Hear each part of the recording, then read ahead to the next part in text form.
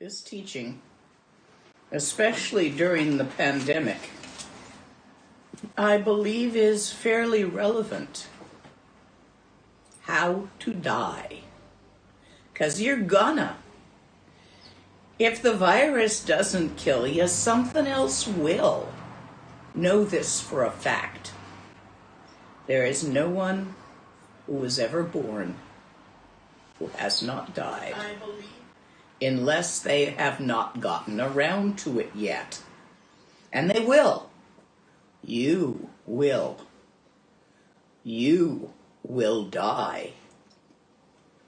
And it's going to be the best orgasm you've ever had. Dying is not scary. It's scary because it feels unknown, strange. Once you've done it a few times, and all of us have done it many times, although not all of us remember, you realize what it is like. It ceases to be a scary unknown and becomes just one of those things you do. However, the instructions in how to do it effectively are important. The first and foremost, for a practitioner, it is very important to know that they are dying when they're dying. Any of you who are around a practitioner who is dying, do not hold it secret from them. Tell them, you are dying. It's time now. In India, the Indian doctors don't tell. I have had to be the one when someone's discharged from the hospital terminal so that they can die with their family and given a whole lot, a month's worth of expensive medicine prescribed the family has spent their grocery money on, thinking it will save the person, and they're circling the drain to have to tell the family, no, he's dying. You need to say goodbye. You need to make him comfortable. He's not recovering from this. That cruelty has often really bothered me because they do it to the yogis too. The number of yogis that have had me come after they're out of the hospital and say, am I dying? Can you tell? Here's the records. They won't tell me anything.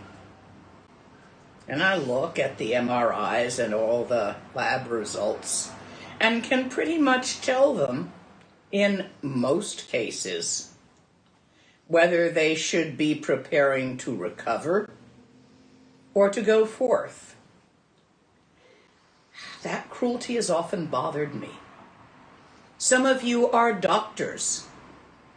You may have some patients who are not practitioners who don't want to know. And you will have to honor that in those circumstances. But for most people who have a chance to do it well, tell them. Don't hide it. Family members the same. Tell Granny. She probably won't mind.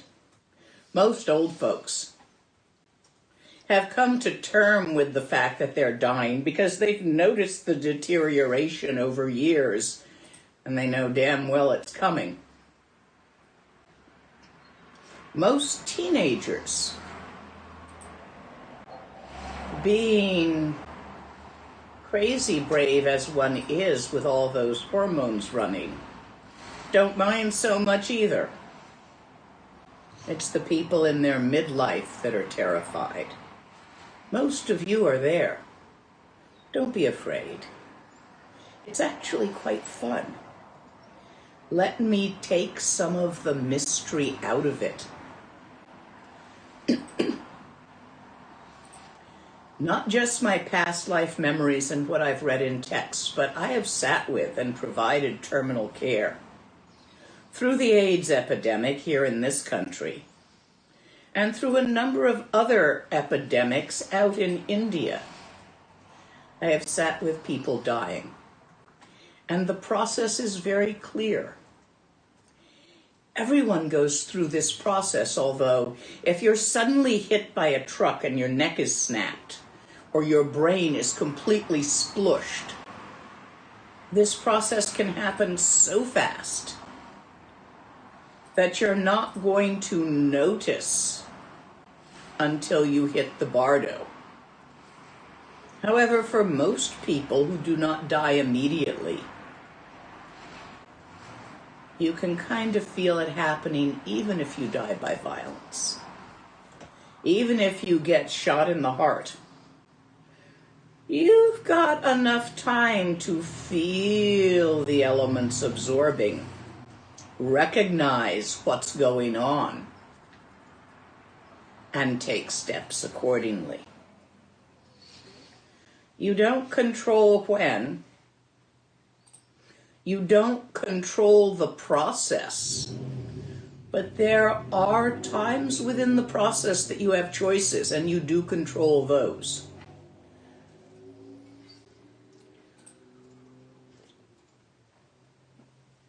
First, let me demystify the process of actually dying.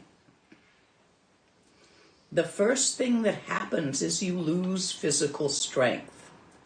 This can happen over days or weeks, or hours or minutes or even seconds.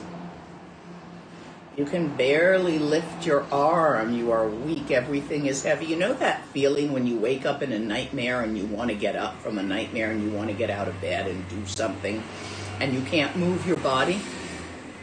Like that. That's the absorbing of the earth element, or rather the absorbing is not exactly right. That's a common translation, but it's more the dissipating, the dissolving of the element of earth. So your ability to move leaves without that element functioning. Now you're still breathing. Involuntary muscles like heart and respiration are still going. But it's your striated muscle, the voluntary muscle, that you lose your control over. So you can no longer change position. Lift your arm. You feel heavy. When this is happening, don't fight it. Don't resist. Relax your body.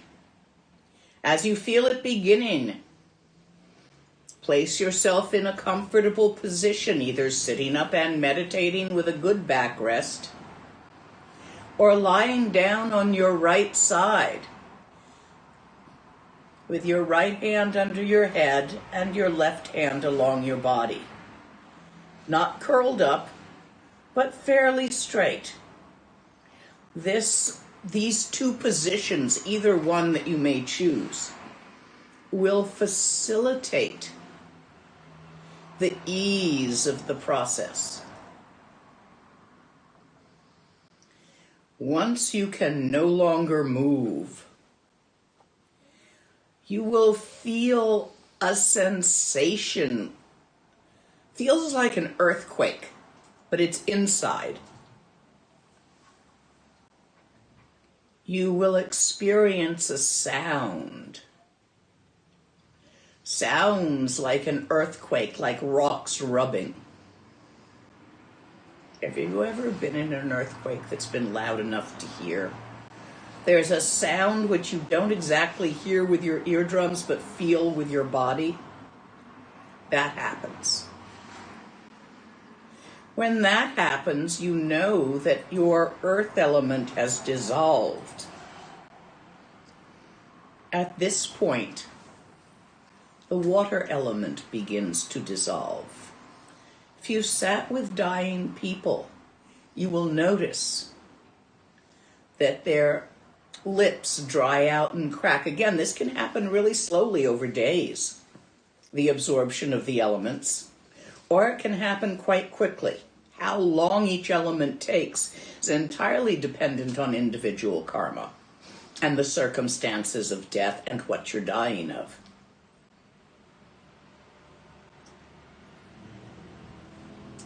And to tell a dying friend who was a practitioner who nobody told, because she didn't want to die, she was always afraid of it when she was dying, and try to get the instructions in while she was on a ventilator, half out of it, half anesthetized. I don't know how much she understood at that point, having refused to even look at it prior to that, with terminal cancer. Look at it now while you're healthy, or while you're dying. Look at it, think about it, and decide how it will be and what you will do at the different times of volition. And then practice. This all happens as you're falling asleep as well. Every night, as you drift off to sleep, your body stops moving, your toes stop twitching if you're a toe twiddler as you're drifting off to sleep, as I am. They stop wanting to twiddle. You stop rolling about, fixing your pillow, doing all those little things you do, and you start to feel heavy. When you go to sleep, it all happens pretty quickly, almost between one breath and the next, but it's a good time to try to go slow enough to notice it. See how it feels. Get used to the experience. Dream yoga can be used in preparing for the death process, and I will talk about that further as we go on. When the water element is dissolving, the body dries out, the mucous membranes dry out. Before this happens, while you are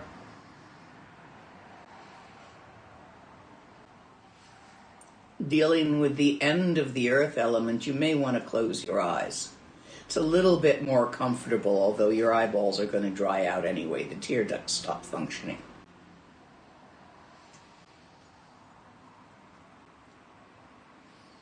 There's a vision. On a sunny day, if you were to go behind a wide waterfall and look outward at the sunlight, shimmering sheet of water, it looks like. Kind of sparkly.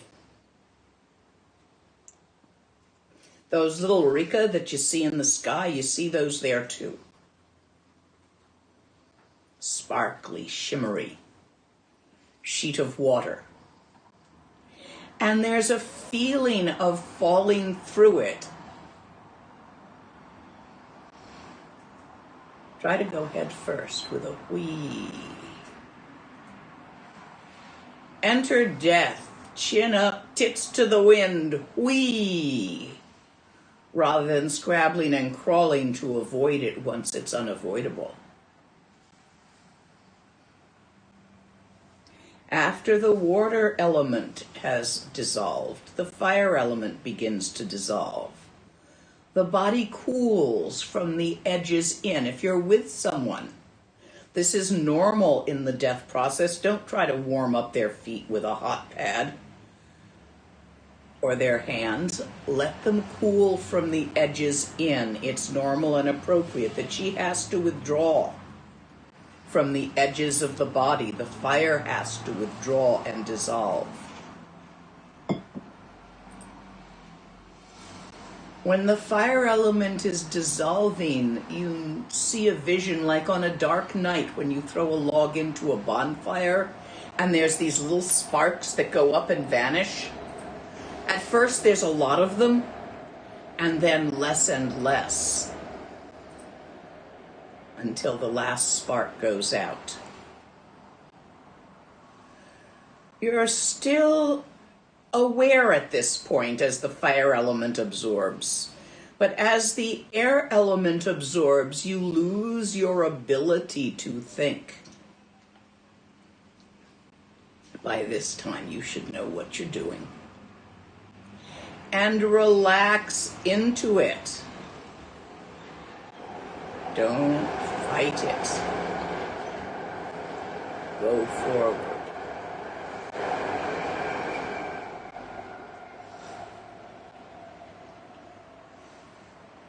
As the air element absorbs, there are sensations of confusion as your thinking can no longer get stuck in a line or made linear. It's just not working.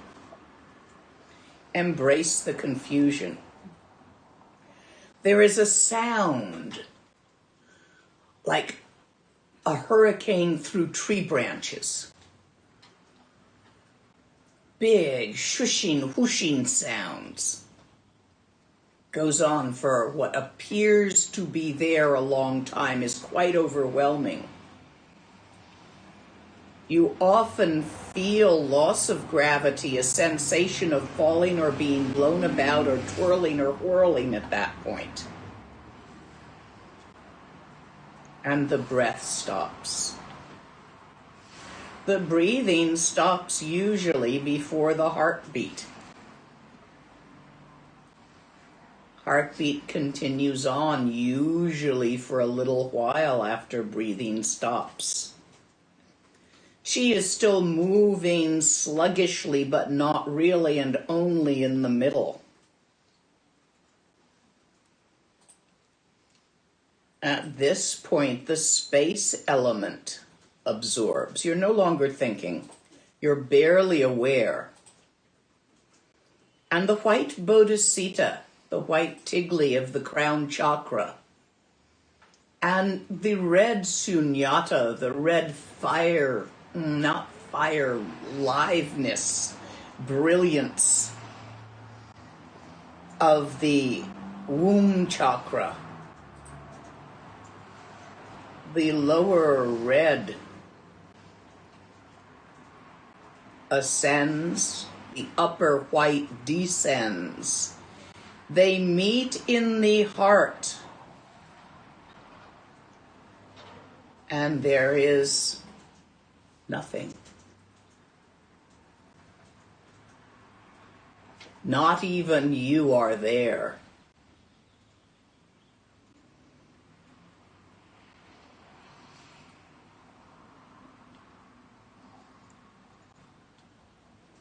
Rest. Let go. Let it be. Slowly, because of the innate vitality of existence, light emerges. It doesn't come from anywhere, it doesn't go anywhere, and you are not in it. There is no you at this state. Only the pure, clear, transparent light, like the light at dawn, but no object and no subject. Duality has not yet arisen. If you are able to have relaxed and gone forwards to this point, this is the first Bardo. And full enlightenment is possible if you don't grab anything. Grab existing, being, a self. Don't do that. Allow yourself to not be a thing. This is where one sits Tudam. The pulse has decreased to perhaps 1 beat every 5 minutes. Breathing has ceased. You're dead, but not quite. It is like a coma, but without breathing or any signs of life except just around the heart chakra where the red and white has come together. There's a little bit of warmth. And because of that occasional agonal beat of the heart, morbid lividity and rigor mortis do not set in. You are suspended between life and death, here in the first Bardo. This is where, if you have had the teachings of Dzogchen, they are actualized. And if you have the habit created in life, because remember, you're not thinking, you don't have volition here. Not really. It is the reemergence of the possibility of being that will end this. So if you have become accustomed to resting in trekcha, without center or edge, without meditator, meditation, or object of meditation, then you will be able to rest here for long and long.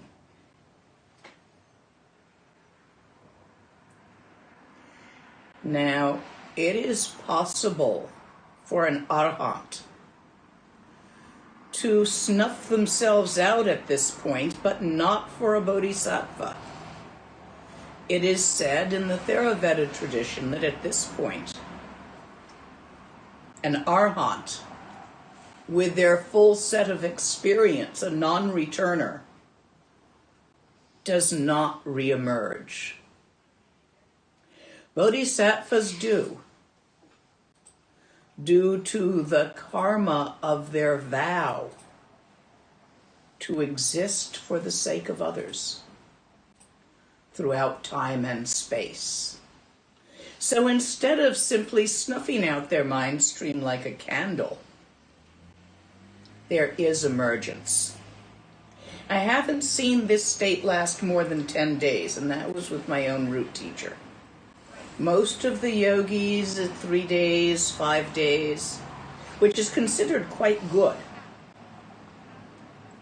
A couple of Westerners, one made, we think, 3 days, 2.5, and the other made the better part of a day. So how long this lasts will depend on your skill at meditation. Family members, do not say dead to anyone about the person. It is called here in the West, when someone is in that state, the final coma of the death process. If you don't call it that, even though they are no longer breathing, there are rules and regulations about calling the coroner. But they don't come in on a terminal person who's doing hospice at home. These rules don't come into effect until they've completed the death process. So recognize Tudam when your friend or relative is in it, and refer to it to others, as was done with Norbu Rinpoche, as the final coma of the death process, rather than he's dead and in Tudam, because they don't understand that.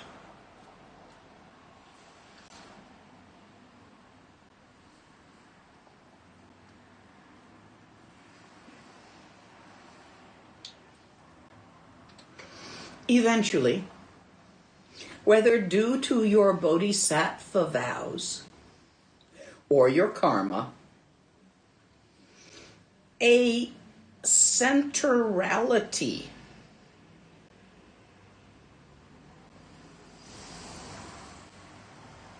emerges, a perceiver and a perceived. Suddenly at some point, you perceive the clear light nature of mind. Not this total, the clear light nature of mind being itself, which is the first Bardo, but this reemergence, the beginning reemergence of a personality.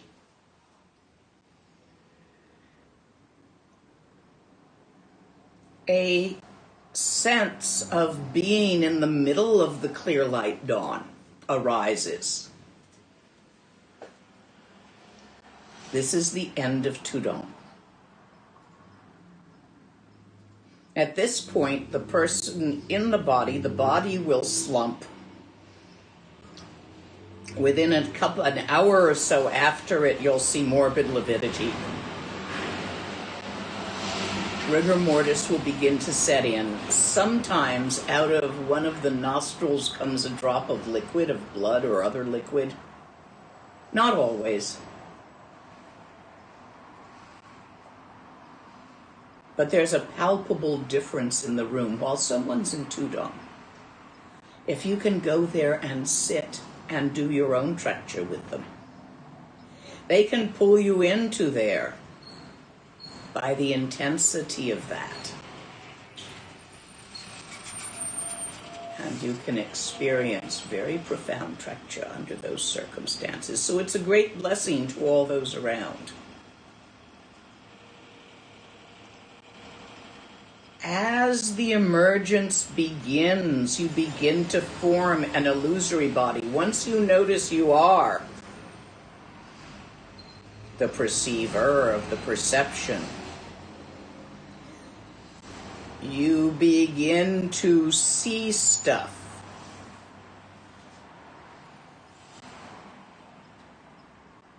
You begin to have experiences. Light.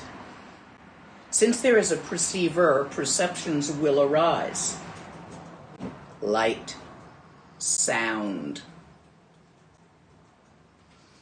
intense sensations, feelings. This is the reemergence. At this point, you will emerge into an interesting state. You will not have energy channels, even the energy channels you form in the dream time.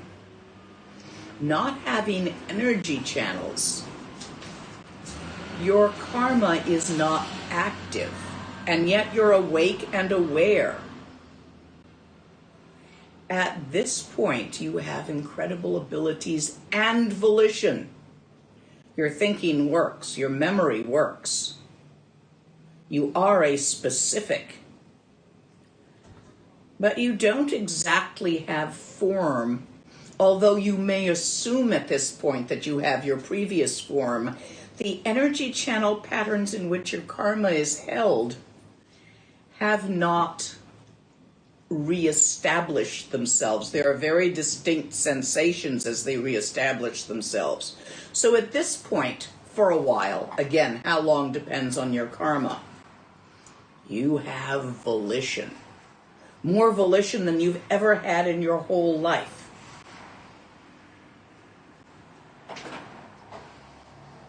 You can go. It's like astral projecting, which you can sometimes manage on the cusp of dream and actually get up out of your body and walk around and go through things, and reality is not solid there. At this point, you have the volition to choose where to go, to actually consciously undertake the rebirth you choose. And this doesn't last very long. Anywhere from a few minutes to a few days, depending again on the practitioner. You go wherever you think of. So make a habit of the Pure Land of your choice. This is where many tulkus choose the country of their rebirth. They go there. Your sight is clear. The visions that arise in reforming the channels have not started yet. Dewa Chen is recommended because it's the easiest one to get into.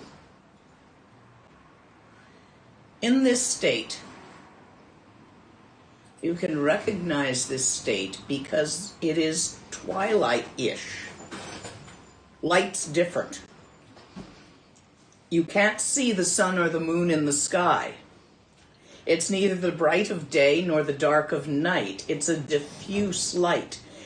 You see with the light of your mind rather than the light of your eyes. Nanda, would you check what's going on the porch? Several people have come up. Just through the glass. It might be packages. Yeah, UPS. Okay. It's the third one that's come up while I've been talking. Oh, wow. That's why I said to check. So at this point, the reason Dewa Chen is recommended behind the sunset, which you won't be able to find directly, so instead just grab the mantra, Om Ami Dewa Hri, or even just the seed syllable Hri. An image, an idea of what Dewa Chen is like from a picture, from a thangka. Go Google some thangkas of it. And head there. Because you don't have to be an advanced practitioner. The mantra Mani Padme Hung will get you there too, since Chenrei is an aspect of Amitabha. If you are a more advanced practitioner, you have the option of choosing among several other Pure Lands. Guru Rinpoche's copper-colored mountain, the green northern forest of Tara, the richness of jeweled palaces and sensory delights of Ratnasambhava. These are Pure Lands because they do not contain suffering, but nonetheless they contain opportunities for practice. And generally the ability to see the suffering outside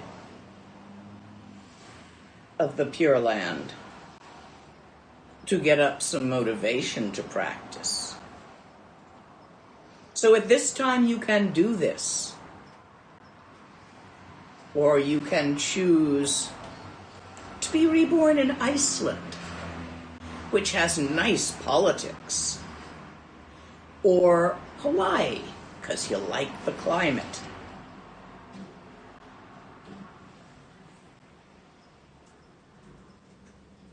As you will. Your choice won't last that long. Not the conscious choice of rebirth that arises here, that allows you to imagine any place whatsoever under this sun or another, and by imagining it, go there and take birth there. There are infinite places.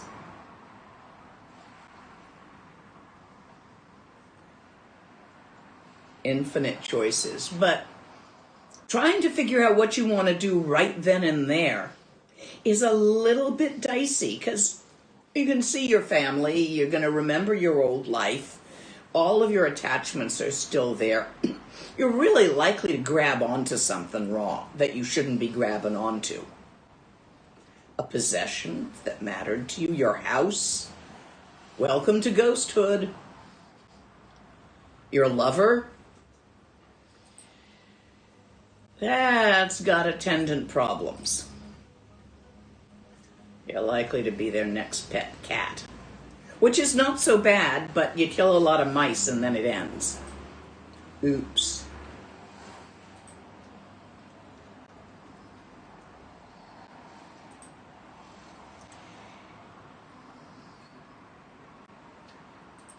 This gets faster and faster. In the beginning you have volition, but the volition is confusing. How well do you control your thoughts? Because anything you think of, you're there. Remember where you lived, you're there. Remember where you went to school as a kid, you're there. Wee ho, pop, pop, pop, here you go, there, here, there. You get dizzy with it all.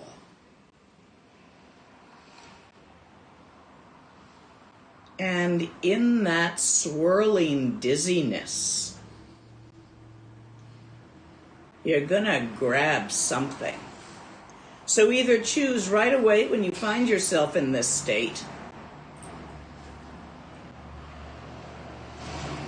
or try not to grab anything as it dissipates. Because now you're going to enter the Bardo of the Dhyani Buddhas. This is the reforming of a channel body in the Bardo. This is the creating of a Bardo body.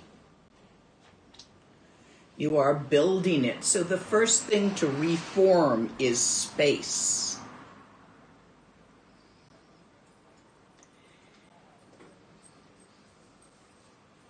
Before that happens, there is a crescendo.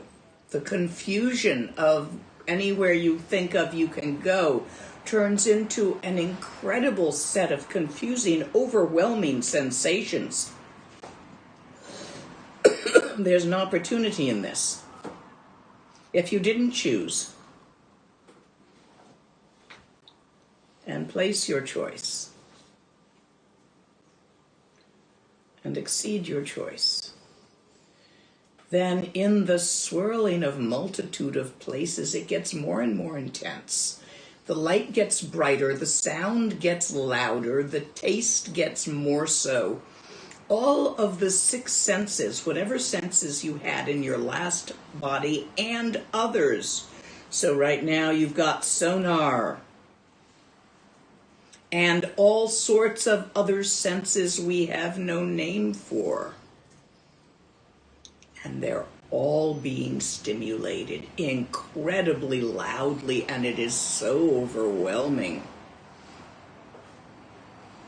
that most people, in an attempt to resist it, to grab, to solidify, lose consciousness and solidify. That sheer intensity. If you can let go and allow it to dissolve your center, your being a center, your being a singularity.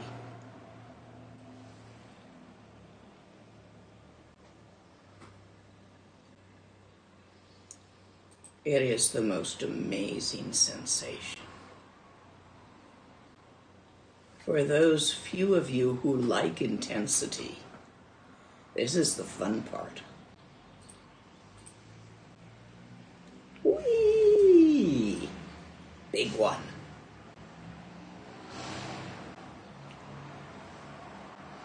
After which, the space element reforms. You begin to see specific visions relating to specific realms. This is all part of the Bardo of the Dhyani Buddhas as you re-emerge from the clear light as a Bardo being.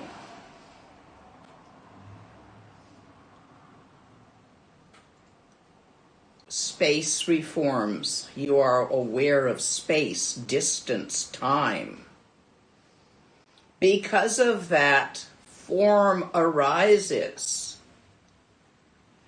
As form arises, it becomes richer and more complex and richer in texture. As it becomes richer, visions, well, the space, when just space arises, visions of the God realms arise. Brightness, overwhelming bright sound, adamantine, and soft, dim pastel. Don't go hide in the soft, dim stuff. The brighter, more intense stuff is what you want. Let it absorb you. Space arises as form. Smoky. Shifting, swirling shades. Bright, sharp, primary colors. It's easy to be offended by the brightness and the sharpness of the primary colors. And drift into the soft, smoky clouds and fall into the hell realms. Your karma's coming back. Form itself continues to complexity itself. This is the richness of texture of phenomena. It relates to the human realm. The vision is something utterly complex. Utterly, how would I say this? Multiplicity in all its complexity. Bright, brilliant, loud, and structure.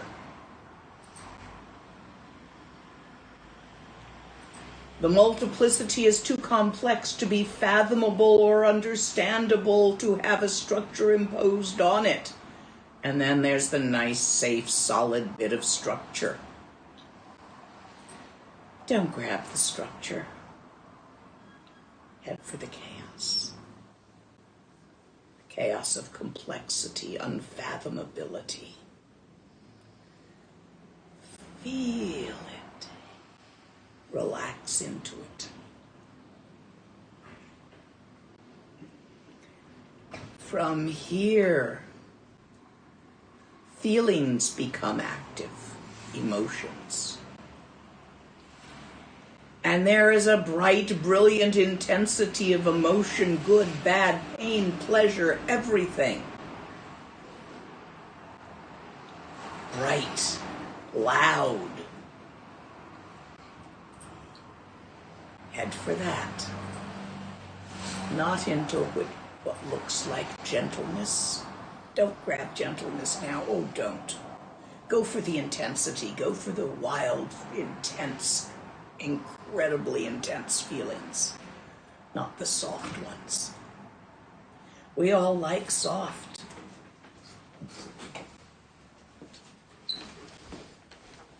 Don't grab. At this point, volition returns and doing is possible. You can do stuff.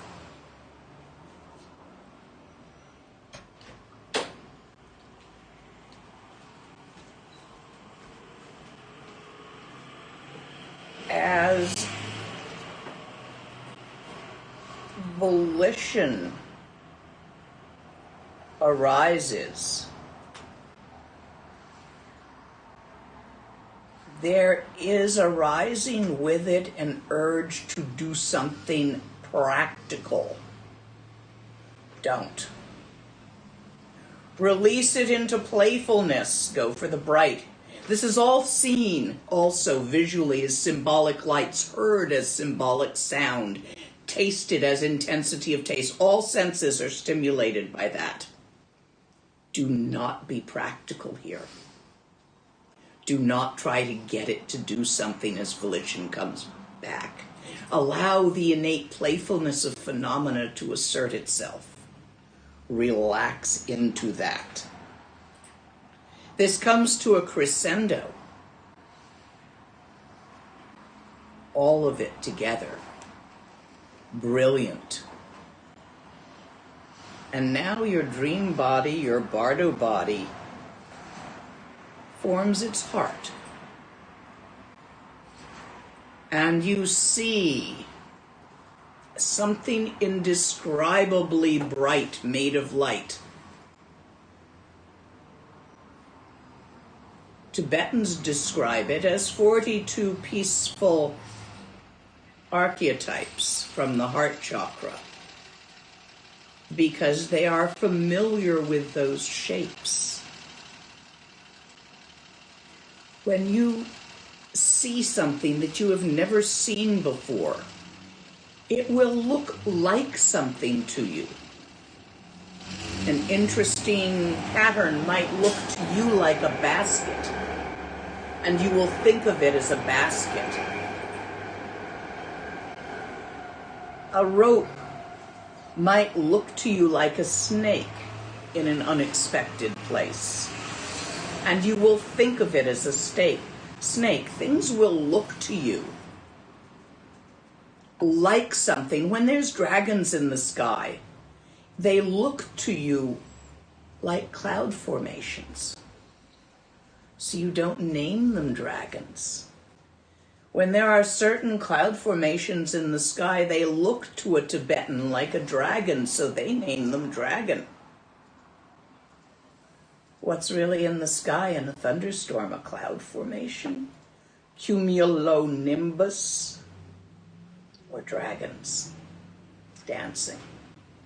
Your perception will differ according to your inherent cultural matrix.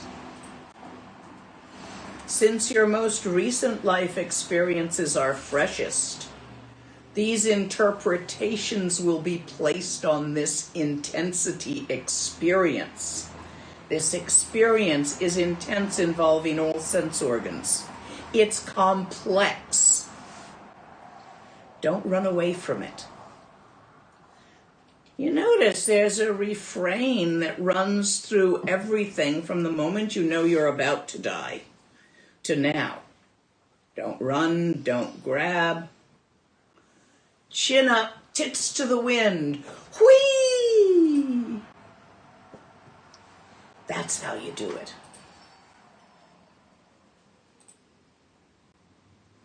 Here also, go at it. At each point, at any point here, these are opportunities for realization if you don't run. And you don't grab the hidey holes. And you don't crawl in on yourself like a salted snail in its shell, but stand naked in the wind and rain. These are the basic instructions. After that, this vision, which is so unshakably there, that it is fearsome, so intense that it is fearsome, gets more fearsome. In the beginning, it looks like it's adamantine love and you couldn't possibly deserve it. Now it starts looking like it might not like you all that much. So it's even more likely that you're going to run instead of not give a shit and move towards it. Then, and that's the formation of the speech chakra, volition. Then the brain chakra forms. And at that point,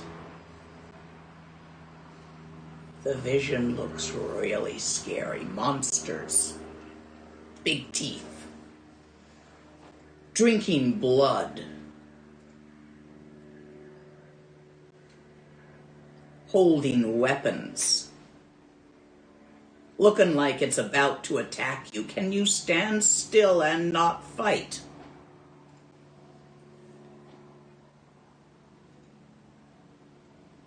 You see, it's easier in the beginning. As the visions arise, it gets harder and harder because you're more solid and more solid. If you run from the monsters, instead of going, ooh, cool, monsters, and going towards them with let's see what this is. Which is possible, but not really likely for most personalities.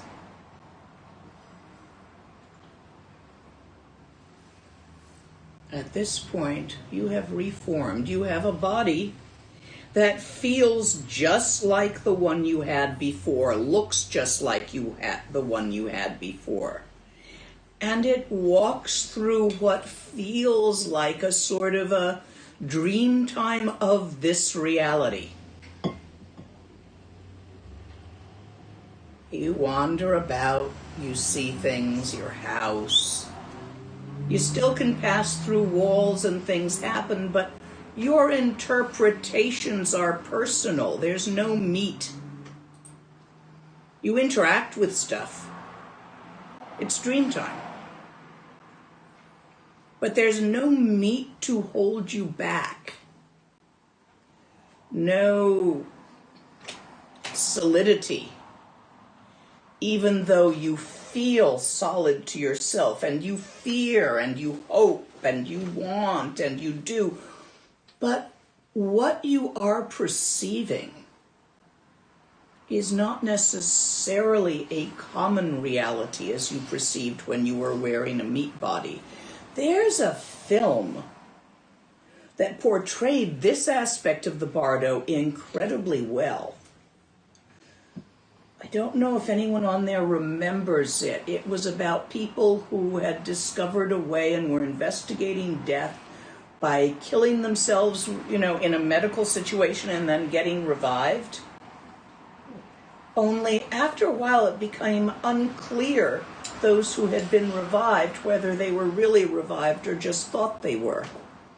But the way this film was done was incredibly accurate depiction of what it feels like in the Bardo. The thing is, there is no ground here, no solidity of meat. So this is why it's called the Bardo of becoming. There's nothing to hold your personality stable like a genotype. So you change. And over a period of time, which averages to maybe be around 49 days, maybe kind of, sort of, but might be less and might be more, you change and you change and you change. You die and are reborn, in the dream. Different. Until by the end of it, you don't even look like you used to. You can barely remember who you were. Actually, this happens in daily life.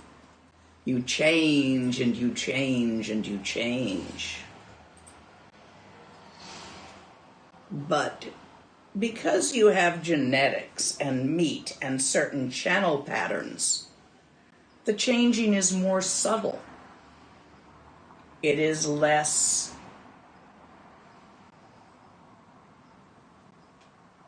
extreme.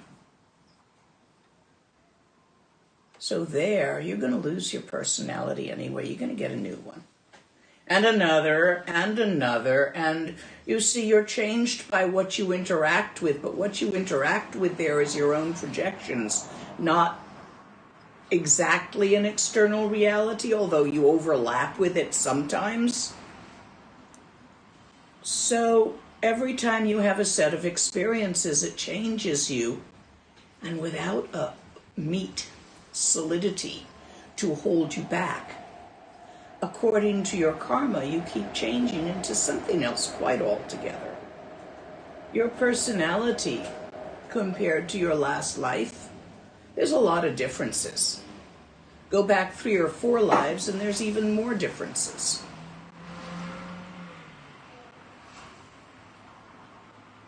You get born into a genotype according to your karma. And it has hair trigger adrenals. I got stuck with that this time. Last time I didn't have that at all. Man, adjusting to that was hard. Managed. But oh, doggies. That was a surprise. See, I didn't startle easily in my last life. It was very naturally mellow. And this life, anything will startle me physiologically.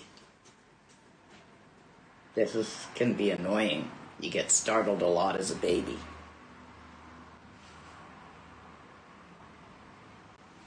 You will change. So to go back to the how-to of this, get familiar with the process, the different stages. Imagine them as you are going to sleep at night. Walk yourself through it so that the experience is familiar rather than scary, rather than the great unknown. Unless you're somebody that jumps into the great unknown and then have at it. But it's nice to know which are the points you've got a bit of steerage and what to steer for in those points. You don't want to end up in a dung heap in a third world country as a bug. There are much nicer places to be bugs, if you must be a bug. See if you can catch this process, which happens exactly like this as you're falling asleep. See if you can do the recommended choices in the dream time. This is your practice.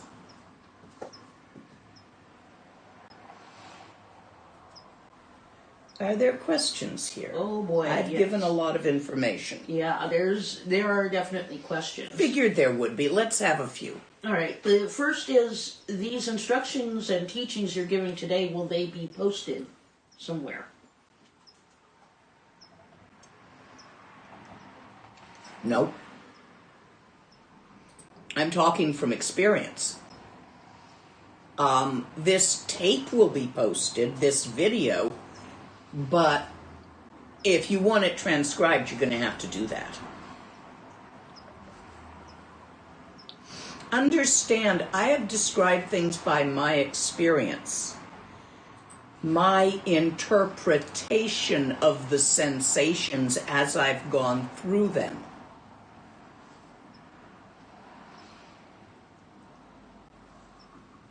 There will be differences in your experience, how long something lasts, maybe even the order of things, whether you think you're seeing archetypes of the Tibetan pantheon or something else. Carnivorous snowflakes, I mean, who knows what you're going to make of that? Maybe you'll think you're being attacked by carnivorous snowflakes. The complexity is there. They're all different. What you lay on it may be different and will relate to your personality, your experience. Next question. Well, the next thing isn't a question, but an answer. The movie name is Flatliners. Yes, Flatliners. The Bardo of Becoming. It's a really good depiction. If you can get it, it's great to watch. Thank you. I just couldn't remember the name of it. The premise is interesting, but the way it feels in the Bardo of Becoming is well depicted there. The way it looks and feels as you experience it. Except they made it scary. It doesn't have to be scary. How did you personally learn about these dying stages? A combination of remembering it from my own past lives, which came from doing certain practices that were taught to me for that purpose, and being with many dying people and watching them go through the first of the absorption stages. Seeing that, well, yes, that agrees with my memory. Probably the other stuff is going to be similar. Also, I have read a number of texts on the subject as I was trying to understand my memories many years ago.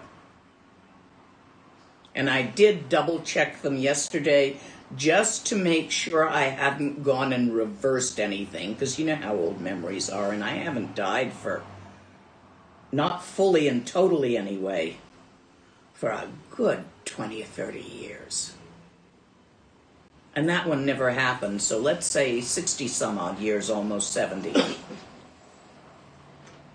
Do all these stages come in the order you described, or can they happen in a different order? They usually happen in the order I have described. However, the first few stages, if you get blown to bits in an explosion, probably all happen at once. There isn't time.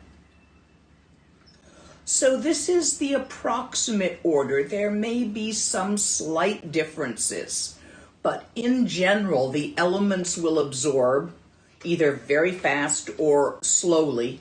And I've seen people take a month to go through the process of the absorbing the elements. No, I've seen them take 3 weeks. I never saw anybody manage to make it as slow as a month. The visions will happen approximately in that order. It's really hard to remember as the intensities and as you reform because you're not all there yet. So some of that is checking the order in the texts, which is, many people have remembered. And I guess it got averaged. What's going to be different is how long things take. That's really individualistic. But the order is basically general like that for Homo sapiens. It is probably different for amoeba. Just guessing.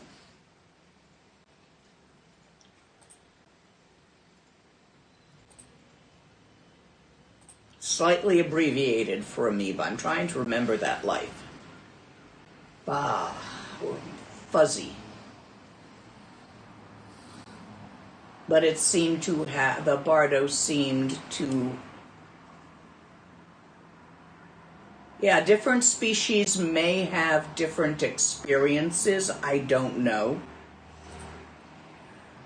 But the way Homo sapien channels unravel and reform in the Bardo, because your first Bardo body is the same species as your previous life. It then changes into something else half the time. But at first it is. So that, from Homo sapien life, will be the pattern of order. And I can't really speak for octopi or dolphins. It's going to be different. Maybe. Next. I'm trying to find the question. Is it possible to choose to be reborn near your guru if you don't know where they are? Maybe. At that point where volition arises, once you solidify as an entity out of the clear light Bardo, if you don't succeed in letting go there, to visualize your teacher and call their name and will to be where they are, close to them. You can try it. Their dog might have puppies, but you can try it. Depending on your karma. Karma will actualize. But that little moment in the Bardo, it hasn't yet actualized, and so it's a trick, a gate around. But it will actualize, so probably it's going to affect the circumstances of your birth near your teacher. So, be kind in life. Practice the 6 paramitas. Shine up the karma of all sentient beings with the intention to share.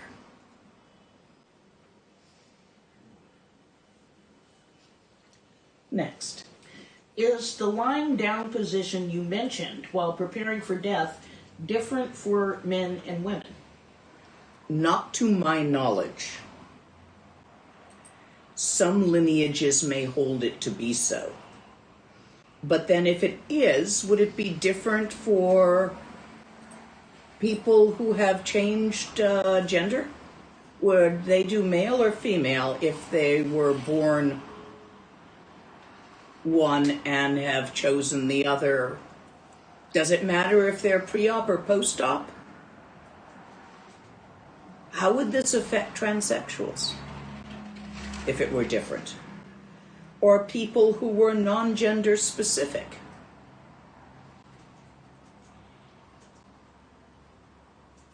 Don't know. Too soon to tell. My training has been that it doesn't shift side to side gender-wise. But some teachers teach that it does. I've always had pretty good success using male positions and without shifting it. But then I'm non-binary and always have been. Don't let the earrings and makeup fool you. That's just a mood. I get in femme moods. I get in guy moods. Physiologically, who knows? Next question. What advice do you have for someone who's afraid to die? Get over it. Read the Bardo total again and again so that it doesn't seem scary. There's nothing to be afraid of there. It's an adventure. Being alive isn't safe. Be scared of life. Life hurts. Death is intense, but it's relatively painless compared to being alive. Corpses don't stub their toes or bonk their funny bone.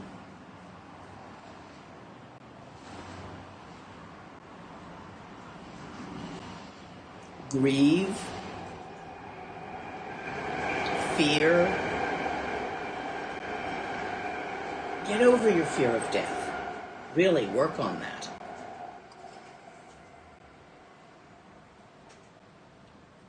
The best way I know to get over fear of something is to walk towards it. Become familiar with it. If you're afraid of dying, volunteer in a hospice. Become really familiar with death. Make friends with it. Because you will die.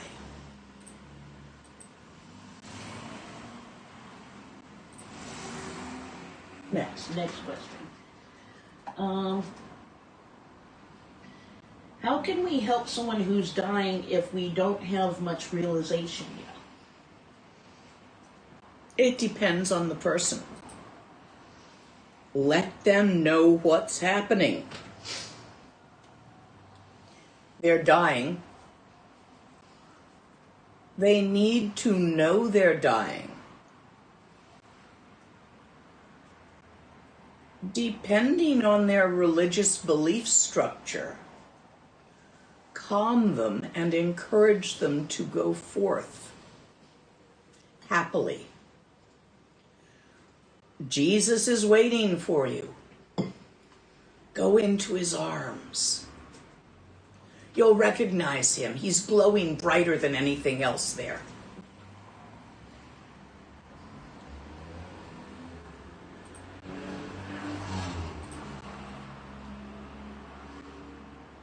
Give yourself up to Allah. Let yourself go to the light of Allah, to the formless, undepictable light. Go forth with enthusiasm, for Allah is there to receive you. Any of these things, according to their formations,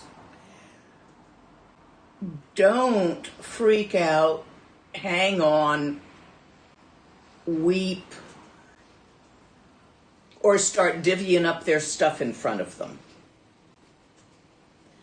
It is best to die calm and happy, with a sense of going forwards into something interesting. The best you can, encourage that sensation in the person doing it. Next question. What would happen if you were in Tudon, but in the company of non-practitioners who disturbed the body, took it to a funeral home, did an autopsy, embalmed, or any other things like that? Don't know. Might end the Tudon.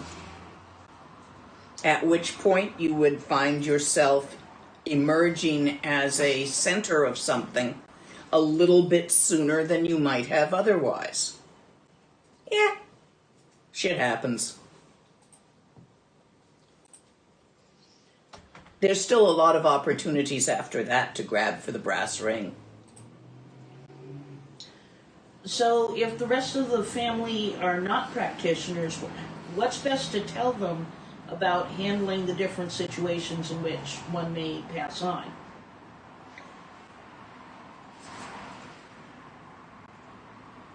I guess to prepare them if they're not. Well, let's see.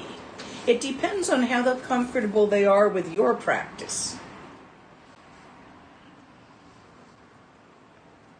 I have worked with families who are non-practitioners, relatives of a practitioner, who were excellent about following stuff. They even recognized Tudon.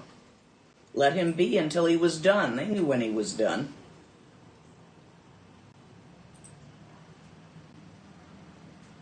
So it really depends on the people. I can't give you, but educate them as much as much as possible about what you want done. Set your limits. Make sure you have a living will.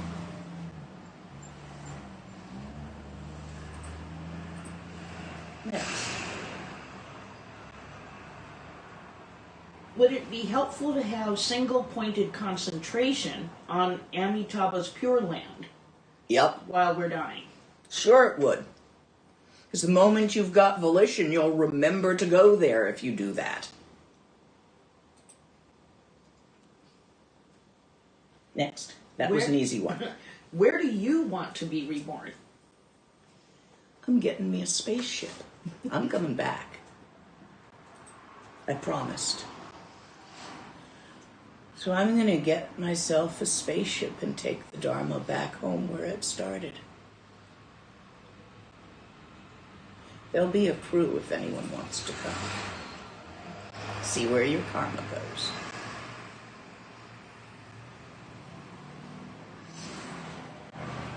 How do I speak with young teens about death and dying if they have no religious practices at home?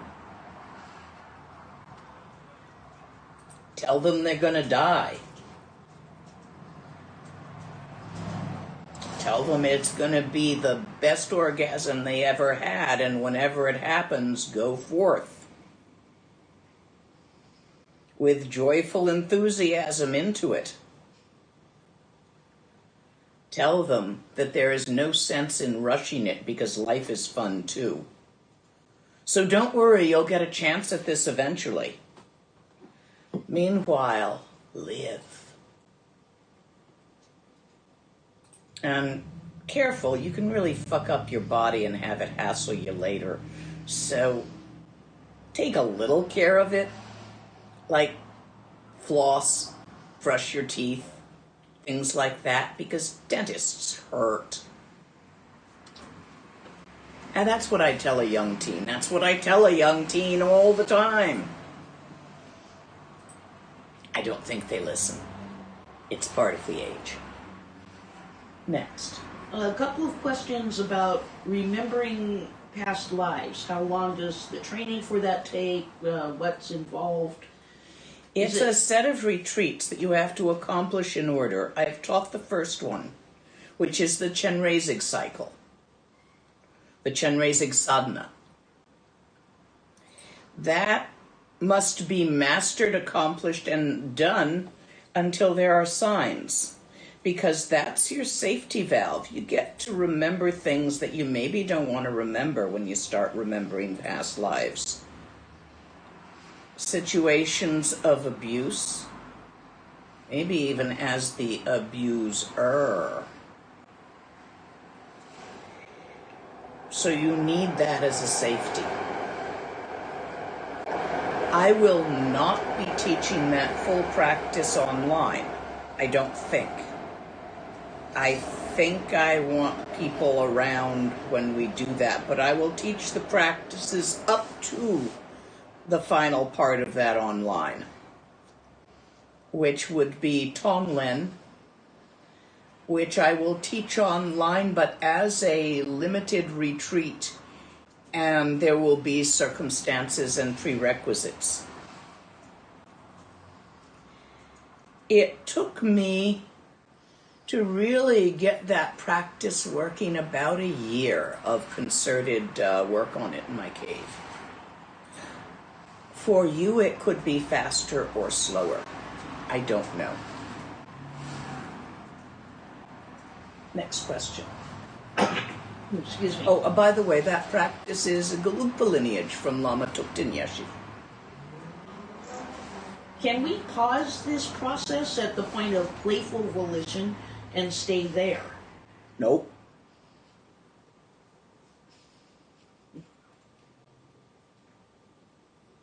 Nope, this process will go on.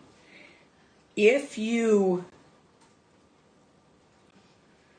go into playful volition, at the point of volition returning, from that mood you will be able, more likely, to feel curious and interested in the bright light and not run for the dim light as your heart, throat, and form chakras reform. So that's the advantage. If you start getting all practical there and trying to make everything line up, the utter chaos of the way it feels as you reform those chakras is going to make you start grabbing for dim stuff and patterns, and you don't want to do that. You want to just let yourself go with curious enthusiasm into the vision. What is a good way to guide the dead that come to you in waking and sleeping dreams? Depending on where they are in the process, tell them where they are in the process.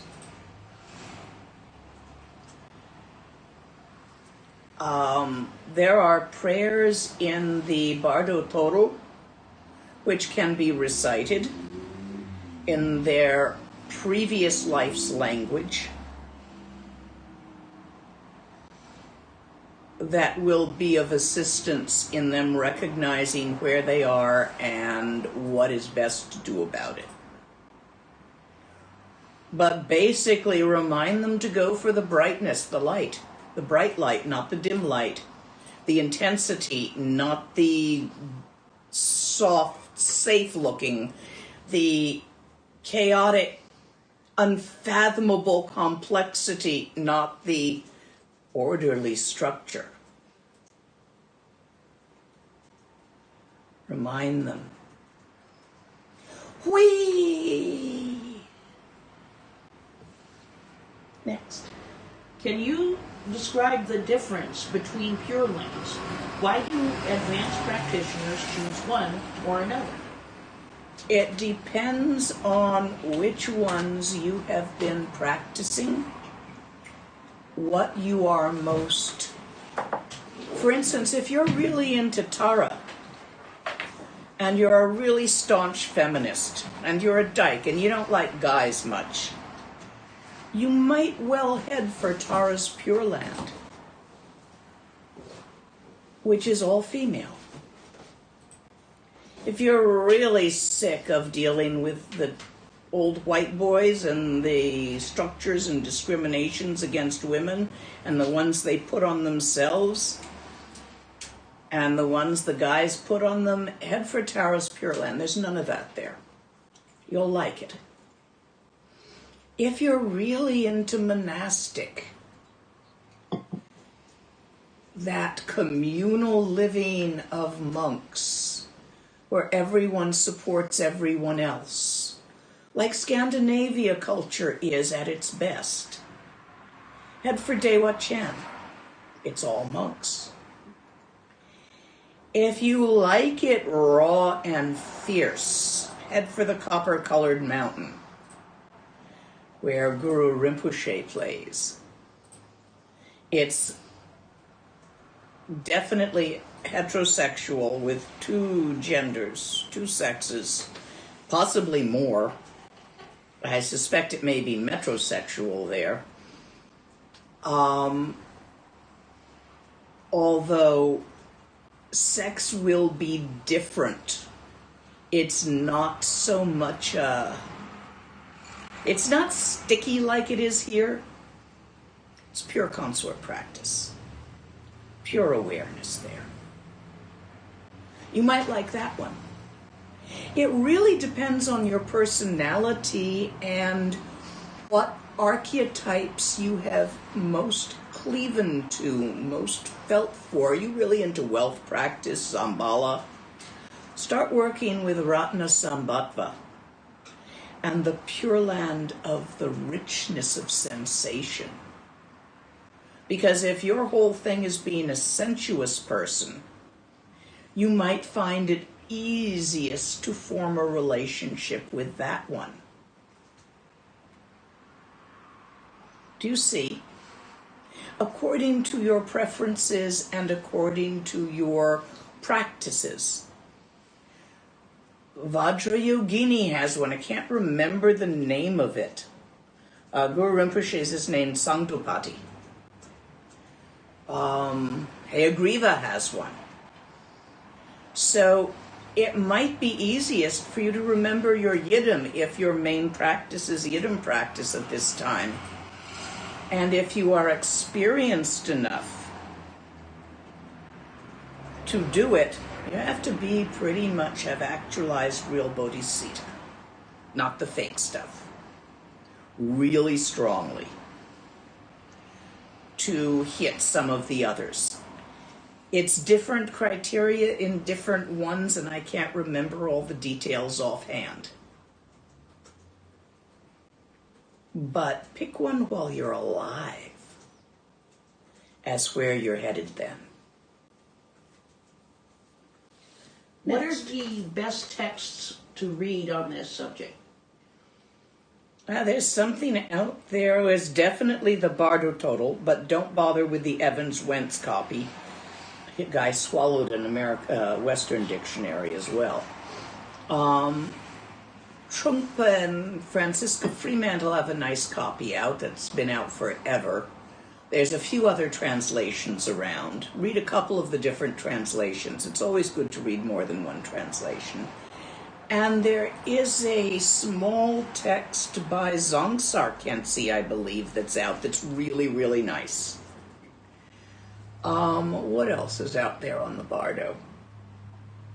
There's some stuff on the web at FPMT.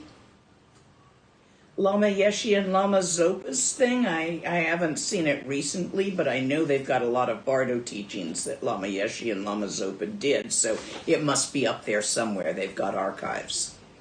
So that might interest you. It's a little bit more structured than I've given it to you, but then that particular system is more structured. Next. Can you describe in more detail how to practice this as you fall asleep? As you are tired and falling asleep, lie down on your right side in the position Buddha lay in while dying. If you sleep in a gom tree, sit up comfortably in the position that you meditate in, which is probably for a gom tree, either a full lotus or a half lotus. Feel the earth element absorbing as your body gets heavy.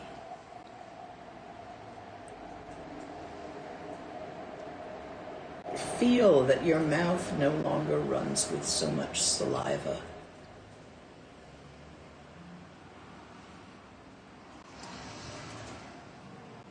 As the water element goes, imagine the visions that will be seen.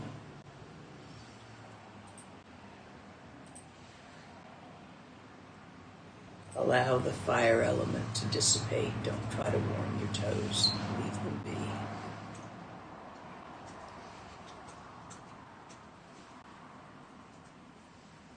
Imagine the sparks.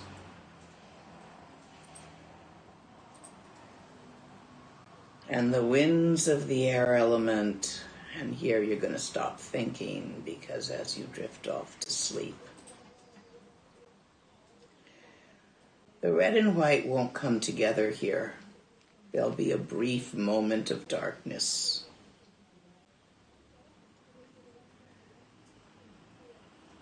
And a flash of being.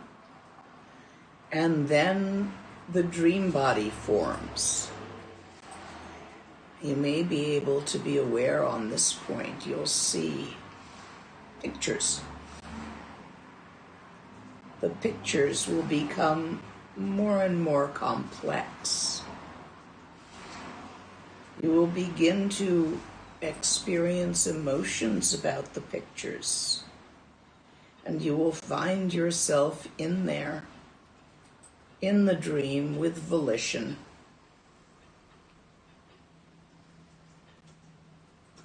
And you know you're dreaming. At this point, head for your Pure Land choice.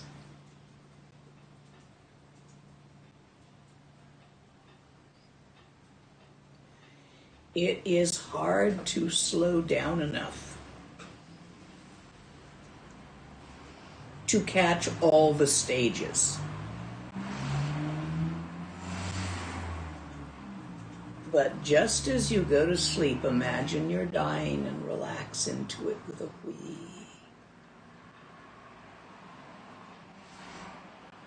Like that. And I think a few more questions. How many more do we have? Oh, many. This is a really popular topic. So, what, another 5? Yeah, something like that. 5 more questions. Okay. A couple of questions about the practice of POA. Do you teach it, and when is it appropriate to practice it? Just before the breathing ceases, if you're doing it for another. As you feel the earth element absorbing, if you're doing it for yourself. And no, I don't teach it. I've done the training, but it's not a main thing of mine. Khandro Lama, Chandratuku's Khandro, is supposed to be an expert at POA. And I believe also Tenzin Namdak in the Bon tradition is really good at that. So check around. There are other teachers that teach it that you can request it from. Next. Oh, when you request a teaching from a teacher, it is traditional, such as Tenzin Namdak or Khandro Lama Jain, to make an offering, to offer a mandala and a actual form offering, something in a kata in an envelope, at the time of request. Especially if it's something like a wong that's going to require lots of stuff, you should be offering enough to cover the cost of all that stuff and accoutrements that have to be pulled together for the wong. So when you request teachings, do know how to do so formally. Next question. Is it possible to be reborn into multiple Pure Lands? Yes, but it's an extremely advanced practice. And it's not you at that point. Is it okay to share this talk with friends who are spiritually developed and interested in dying, but have no background in Dzogchen? Yes.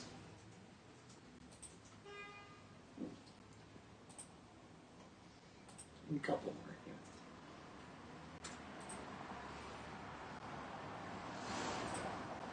Are psychedelics helpful in familiarizing yourself with states similar to the Bardo?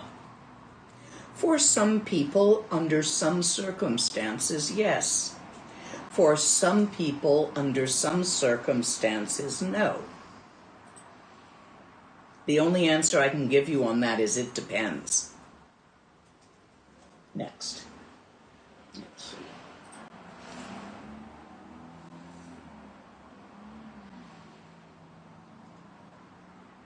So, while the practitioner is going through the Bardo states, how do the family surrounding them support that? Leave them alone. Let them be. If you're trained in the process, you can hang out and remind them where they are in the Bardo and what they're supposed to be doing there in those places where they do have any hearing for you. The important places where you can help somebody is while the elements are dissolving, so that you can assist them in not being afraid and to go forth with enthusiasm and joy. And that one point when they re-emerge from what would have been Tudam but might be just a few moments, re-emerge from the clear light as an entity and are awake outside of their body, not in their body and not with a Bardo body formed yet. That point of awakeness is a really good time. Say, hey, you can go wherever you want now, but, pay attention to where you're going. You have this ability, you're dead, you're in the Bardo. A lot of people at that point forget they're dead and will try to climb back into the body or do all sorts of stupid things. So you really want to make sure they notice as soon as that happens, hey, you're dead, you have this ability, you really are dead, so here's what you can do. Next. For people that have died, should we do prayers of their religion, such as Virgin Mary prayers, in addition to Buddhist prayers? That would be a kindness. Especially during the first couple of weeks of the Bardo, yes. Because they retain their old personality and this will help them. What is a good practice for developing the habit of not getting pulled back into attachments once volition is gone? Tretcha.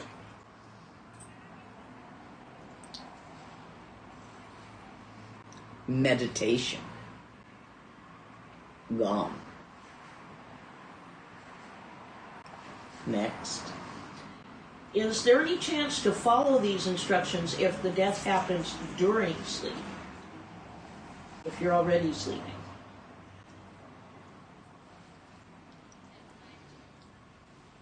Maybe. Certainly at the time that one wakes up outside of one's body, it is possible to follow these instructions. From then on, as for noticing the dissolution of the elements, no. But if you've been trying to sleep in the clear light in Dzogchen Dream Yoga, and you notice the clear light, let go. Don't scrabble for emergence. Let it last.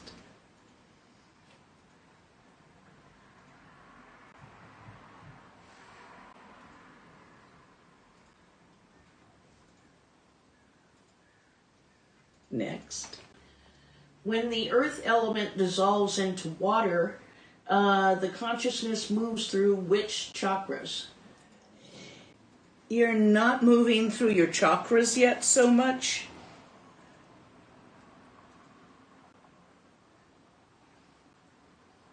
You are slowly withdrawing from the edges of you. So, as Earth element withdraws, you're withdrawing from the little channels that are out in your striated muscles. However, the blood and the channels that support the blood flow are still extending.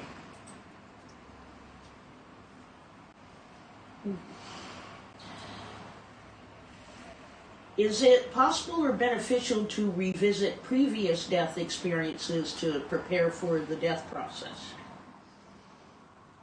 For some people, if they find it reassuring to remember how many times they've friggin' done this already and that it's not brand new or scary, yeah. However, if they were particularly unpleasant, not fun at all, maybe not so useful. Because you want to go forward with that sense of fun, that sense of the way the Dalai Lama walks around. It's sort of a curious enthusiasm for everything, every flower petal, everything that he encounters. This is when he's just left to his own devices. Next. I've heard that beings can learn and practice in the Bardo or Pure Lands. How or where does this happen? You're in Trekcha automatically in the clear light, the first Bardo.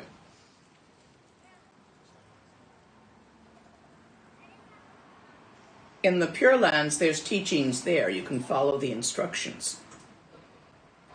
In the Bardo, if you have a habit of practicing, that habit may well reemerge and you may practice. And if you do, because you are not tied down to a reality, it can be incredibly powerful. Especially tantras, yidam practice. How about one more? Okay. How much of this process takes place within time?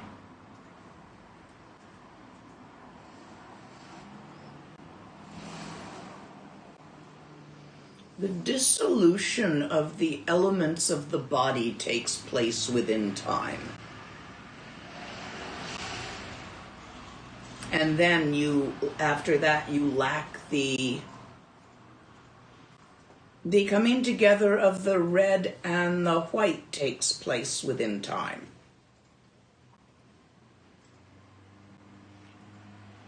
After that, not so much. In the Bardo of becoming, your perception of time may differ. You're still experiencing within time, but it's not the same rate of movement or direction of movement. You are not stuck, unless you really believe in it, in a progression from past to future in a certain linear way. Be all over the place. Unless you are stuck in that progression and always live in that progression and are never all over the place.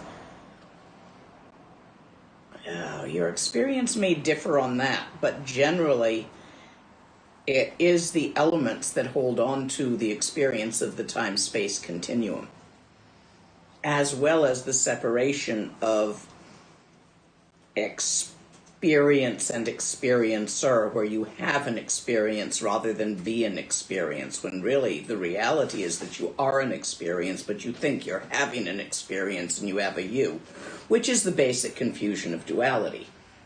Original oops. Yeah, one more. One more. Is there a meditation to bring the red and the white together in the heart center while alive? Yes.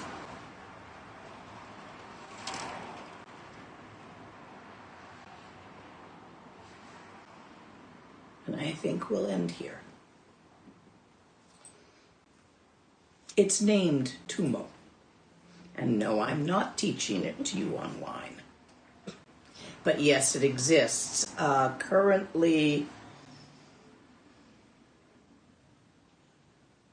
there's an ongoing retreat every summer for it in the Bon line.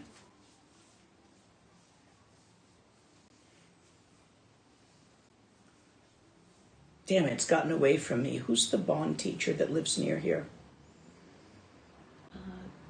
Not Tenzin Namdak, the other one.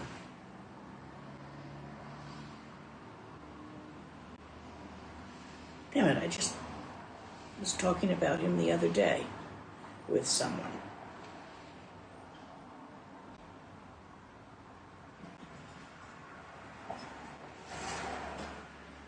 Maybe somebody can message in if they know. Oh, it'll come back to me. I'm having nominal aphasia, which means it's time to end.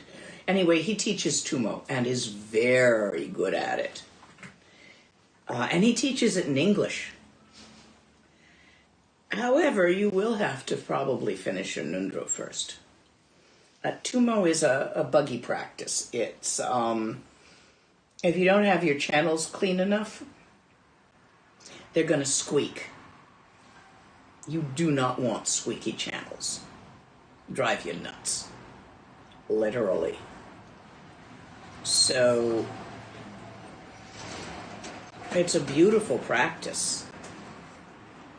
Do not attempt it from books. Tenzin Wangyal. Tenzin Wangyal, thank you. Things just sort of slide out of my brain after I've been talking for a while. Like the Bardo. It's not that different than here. When you let go of the belief systems that hold here at being the way you think it is. Ge wandi nyur dudal che sa go parsho. May there be benefit shared. Many of you did not get your questions answered. On Sunday, I think it is, I'm doing a Q&A. Any questions about anything. So you're welcome to join me then if it's a really important question that you really want an answer for. Or if not. Thank you.